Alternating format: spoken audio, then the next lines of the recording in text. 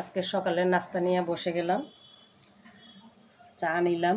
কাপটা দেখেন কত সুন্দর আমার এই কাপটা।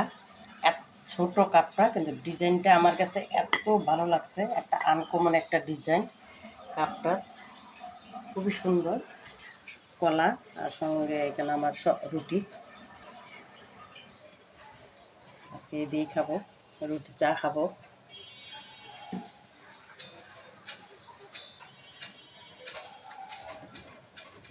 আমার চা, মুড়ি, চা, রুটি, পরোটা আমি খেতে পারি, আমার কোনো সমস্যা হয় না।